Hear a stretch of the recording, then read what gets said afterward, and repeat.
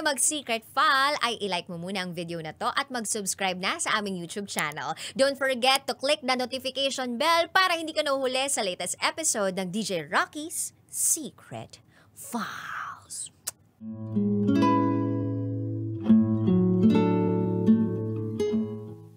And now, it's time for DJ Rocky's Secret Files.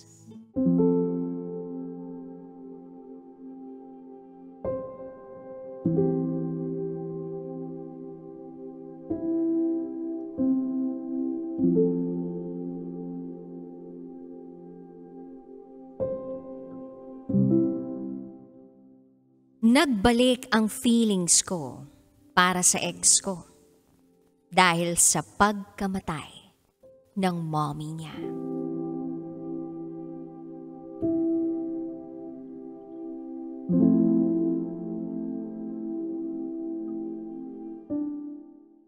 Hi DJ Rocky. Itago mo na lang ako sa pangalang Nika. At ito ang aking secret file. Matagal na akong involved sa isang long-term relationship sa ex ko. Grabe. Halos 9 na taon din kaming nagsama. Sa ngayon naman, may iba na akong boyfriend. At 9 months na rin kami together. Alam mo, DJ Rocky, halos perfect ang naging relationship ko sa ex ko. Mahal na mahal ako ng pamilya niya. Kulang na nga lang, doon ako tumira sa kanila. Tanggap na tanggap nila ako. Actually, high school lovers talaga kami ng ex ko. Hanggang sa umabot kami ng first year sa college. Naghiwalay kami dahil nagkaroon ng misunderstanding sa pagitan naming dalawa. Akala ko noon nag-cheat siya sa akin. Pero hindi naman pala talaga. Mas pinaniniwalaan ko pa ang mga kaklase niya. Fast forward to last week. Nag-message sa akin ang pamangkin ng ex ko. Namatay na raw ang lola niya. Siya yung mother ng ex ko.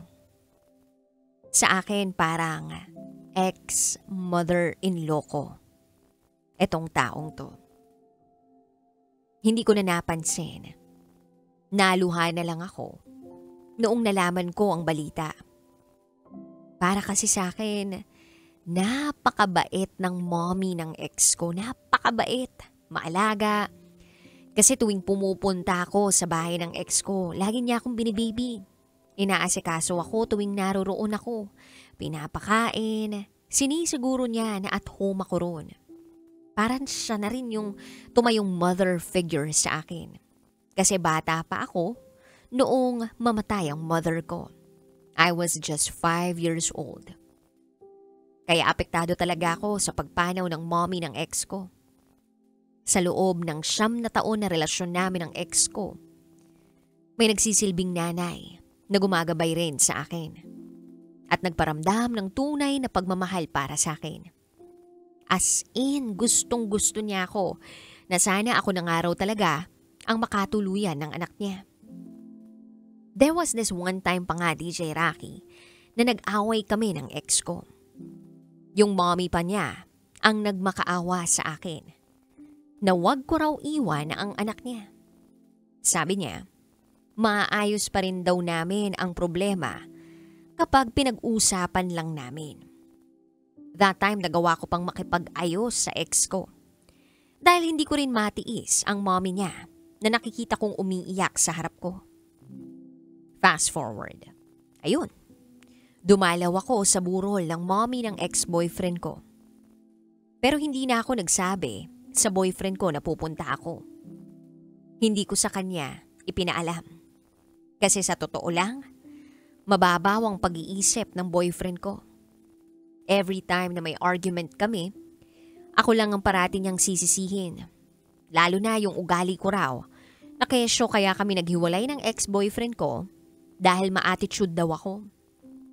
Ultimo yung trauma niya sa ex niya. Sa akin niya pa isinisisi. Tapos every time na mag-aaway kami, palagi yung mag-a-attempt na makipag-iwalay sa akin. Oo, DJ Rocky. Nakikipag-break yan at sasabihan pa ako ng mga masasakit na salita. To the point na nakakalimutan niyang girlfriend niya ako. Tas eto na nga, burol na ng mother ng ex ko. Ito rin ang unang beses na nagkita at nagkasama kami uli ng ex-boyfriend ko after a long time. Sobrang busy ng ex ko noong pagpunta ko sa burol kasi all around siya. Siya ang nag-aasikaso ng lahat, tagaluto, tagalinis, taga-entertain pa ng ibang mga bumibisita. Pero isang bagay ang napansin at narealize ko nung magkita kami uli ng ex ko. Narealize ko na mahal pa rin namin ang isa't isa. Wala nang ilangan.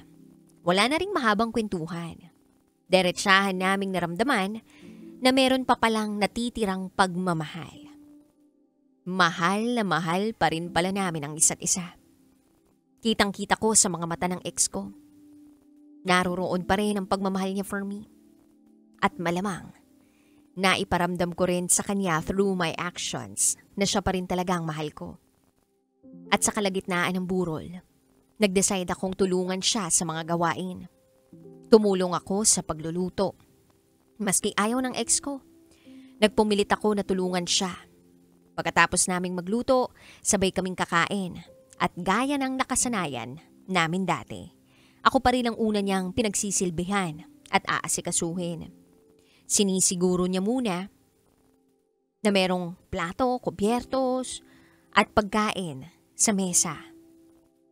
Ang isang tulad ko. Uunahin niya talaga muna ako bago siya kukuha para sa kanya. Ay, DJ Rocky. Namimiss ko ang ex-boyfriend ko. Namimiss ko yung ginaganito niya ako, binibaby niya ako, inaalagaan. Lalo na't hindi ko ito nararanasan sa kasalukuyan kong boyfriend. Ewan ko ba? May bonding din naman kami ng boyfriend ko pero parang walang binatbat yun sa ex ko na sobrang maalaga. Ibang-iba talaga. Kapag naroroon naman ako sa bahay ng boyfriend ko, wala. Magse-cellphone lang yun. Minsan nga, tatay pa niya ang magyayaya na kumain ako sa mesa nila. Kaya hindi ko talaga maiwasan na ikumpara ang boyfriend ko sa ex ko. DJ Rocky, hindi talaga alam ng boyfriend ko kung saan ako nagpunta. Nitong mga nakaraang araw, wala siyang kaalam-alam. At hindi rin niya alam kung ano ang mga nangyari.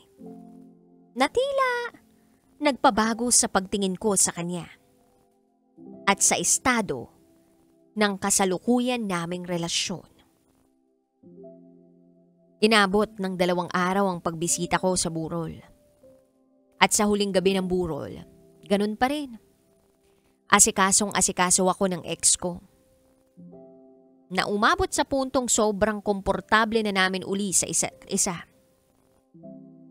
Niyakap ako ng ex ko habang naghuhugas ako ng mga plato. Hinalikan din niya ako sa pisngi. Hanggang sa nauwi yon sa isang smack sa labi. Sinubukan kong umilag. Pero dumampi pa rin yung mga labi niya sa cheeks ko.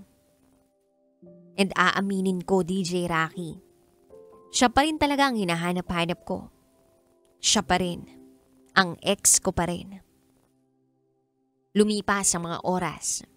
Sinabi ko sa ex ko na kailangan ko na ring umuwi. Dahil nakaschedule akong makipagkita sa boyfriend ko pagkatapos ng trabaho niya. Tulog noon ang ex ko sa kwarto niya. Kaya pinagising ko pa siya sa pamangkin niya para personal akong makapagpaalam na aalis na ako. Tapos nagpaalam na rin ako sa mga kapatid niya. Sabi ng pamangkin niya sa akin bago ako umalis, pumasok daw muna ako sa kwarto. Pumasok naman ako sa room at minabuti kong hindi isarado ang pinto para naman hindi makapag-isip ng masama yung kapatid niya. Sa kwarto, nandoon ang ex ko. Pinuwersa niya akong isara ang pinto pero umayaw ako. So ayun, nagpaalam na ako sa kanya. Hinawakan niya saglit ang kamay ko at hinalikan ito. Tapos hinalikan niya rin ako sa pisngi. Pagkatapos nagpaalam siya sa akin kung pwede niya raw akong halikan sa lips. Ako naman, naengot, humalik na lang agad sa lips niya. Ayun na, pagkatapos noon parang ayoko na munang umuwi. At gusto ko pa siyang makasama. Sa unang pagkakataon, parang may feelings na nga uli ako para sa kanya to the point na gusto ko na uli bumigay para sa kanya. Para sa ex ko. DJ Rocky, siya naman kasi ang first time ko sa lahat. First sa lahat ng bagay. Kaya hindi rin matatawaran yung love na meron ako for my ex. Sa kanya lang ako naging sobrang marupok as in. Pero sa kabilang banda na isip ko, na mali pa rin ito. Dahil may boyfriend na akong iba. And now by doing this, I realize na nag-cheat na nga ako sa kanya. Yes, I cheated on him already. Pero hindi ako gaanong nagigilty. Kasi ako rin naman mismo, gusto kong balikan ng ex ko. Hindi ko rin kasi makita ang future ko sa boyfriend ko ngayon. Sino ba namang gaganahan na minamadali niya ako na makagraduate para makapagtrabaho na raw ako at matustusan ko raw ang pangangailangan niya. Alam kong biro lang yun, pero saan niya nakukuha yung tapang na magbiro ng ganun sa akin? Ano, gagawin niya lang akong alipin? Tagabigay ng mga pangangailangan niya? Swerte naman niya masyado kung mangyayari talaga yun, ha? Pagka-uwi ko, DJ Rocky, parang nanabang na ako sa boyfriend ko. Kaso, hindi niya lang pinapansin yung pagiging matabang ko sa kanya kasi busy siya sa paglalaro ng online game. Adik na adik siya sa larong yun.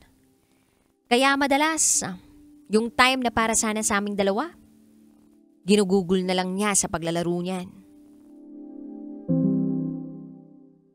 Kaya hindi tuloy kami nagkakaroon ng time together.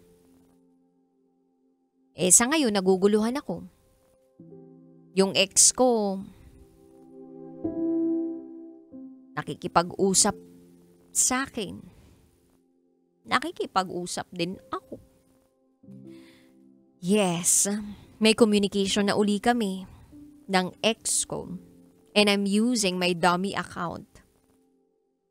At itong boyfriend ko naman bihira nang mag-reply sa akin. Kaya as usual, ex ko lang laging nakakausap ko mula umaga hanggang gabi. At hindi ko alam kung paano makikipag-iwalay ngayon sa boyfriend ko. At the same time, hindi pa rin buo ang tiwala ko sa ex ko eh. Siguro, nagawa ko lang yung mga nagawa ko nung burol ng mommy niya dahil namimiss ko ang ex ko. At baka, yun din siguro yung closure na gusto ko. Ewan ko. Pero parang kailangan ko ng payo ninyo. DJ Rocky, sana sa pag-ere ng kwento ko, matulungan niyo ko na malinawan tungkol sa tunay kong nararamdaman at sa mga dapat kong gawin. Hanggang dito na lang muna. At maraming salamat. Muli, ako si Nika. At ito, ang aking secret file.